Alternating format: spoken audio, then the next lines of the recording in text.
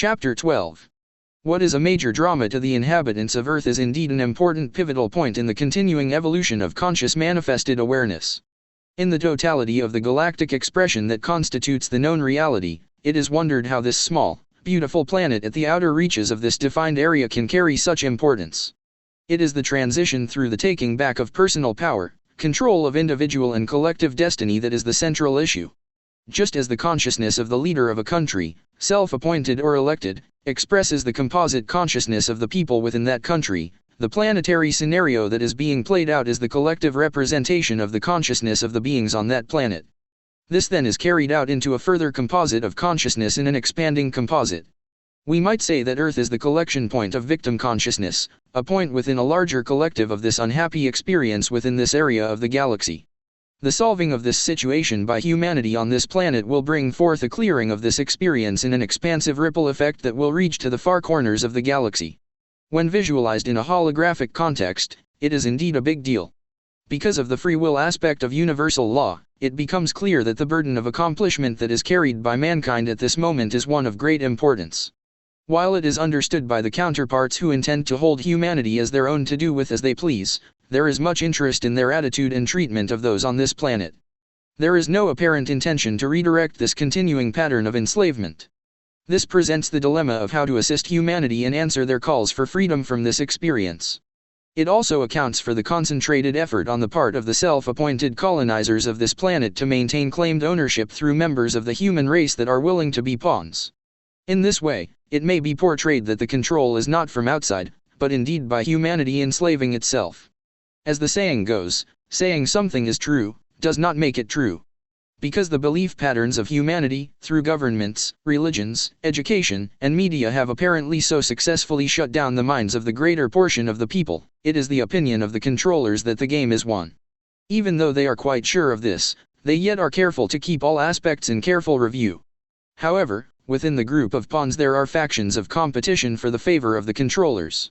It is within these contests that there are many opportunities to unravel the carefully devised plans that lead to closing the apparent trap of humanity. The pawns do report in the end to one focus of consciousness. Referred to as the Antichrist in literature, he is expected to be born into a human body that is like those of humanity. Unfortunately, that is not true. This Antichrist has existed in the history of this planet and has been the controlling entity by appointment for eons of time. He exists in a form that does not have a short period of existence and might be thought of as immortal. Though painted in literature in various formats of evil, his is a human format, but one of long duration. His intelligence is incomprehensible to the average human mind. However, the character flaw of power is also comparable to his intelligence. Fortunately, he is not the final word with regard to the future of this planet. There is a council that has influence beyond his. It is to this council that an appeal must be made. Though he has great influence and through eloquence has kept his controlling influence alive over a long duration of time, it is this council in which greater authority rests. The question then arises as to how to make this all-important appeal. One or even a few cannot do it. It must be through combined and focused appointment, election of an eloquent and powerful emissary by a quorum of humanity. How can a divided, submissive and victimized humanity ever arrive at such an agreement? Where will this idyllic emissary be found? Indeed, those are the questions. Further, how does this emissary contact and appear before this heretofore unknown council? It would appear that help is certainly going to be needed to accomplish this. There is help available when the quorum is gathered and the appointment, election is made. First the impossible must be accomplished, and then help will available to assist. This is something that humanity must do in faith. Certainly there is belief in theories more illogical than this firmly held by large groups of humanity. These presently accepted concepts offer far less than freedom from bondage and acceptance of the right to continue on the path of evolvement.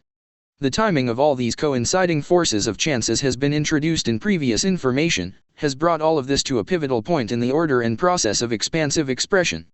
All possible focus of intent is at work within the factions that are present. At the center of these foci are the dazed and incredulous human beings that hold not only their own future, but the ability to influence the entire galaxy with their decision process. What will they do? Chapter 13. While mankind seems to face accomplishments that are of monumental proportions for a divided and quarreling group that from one perspective is more animal-like than divine, there is light at the end of the tunnel. The ability to continue on the current path is now reaching a point at which the path must divide. There are those who innately know that the time has come to make a decision. They must either continue on the path that is leading to a vibrational decline toward destruction or stop where they are and look for a way to change directions. Herein lies the awakening process. The current choice that is offered by what has been called the esoteric or New Age alternative lacks grounding in application of its principles within daily life. It requires ignoring, investigating, and understanding the plan of the planetary controllers for fear of supporting them by recognizing their presence and actions. This head in the sands approach fails to appeal to the general population, for it lacks practical application appeal. Most people are unable to separate their focus to ignore the world around them and replace it with one that they cannot perceive through their five senses.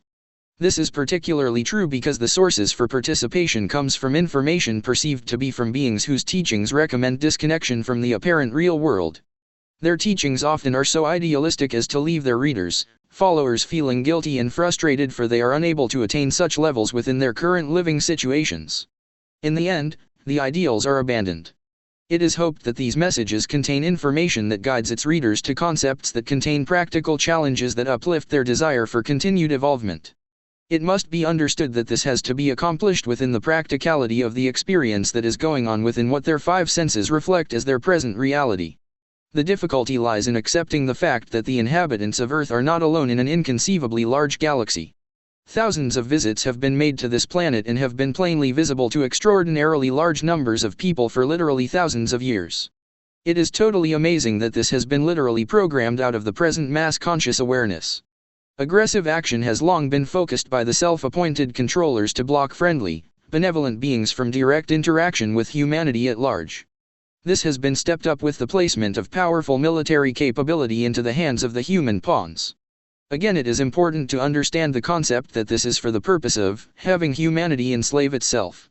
As these messages circulate, a distillation process goes on continuously.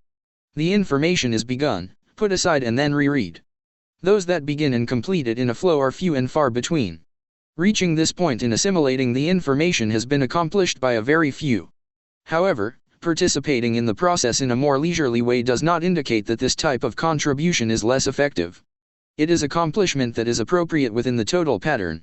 Many will never read all the messages. Many will do so in a longer, on and off pattern of participation. It is the composite of understanding that will bring about the necessary changes in the totality of understanding by the whole of humanity that is necessary.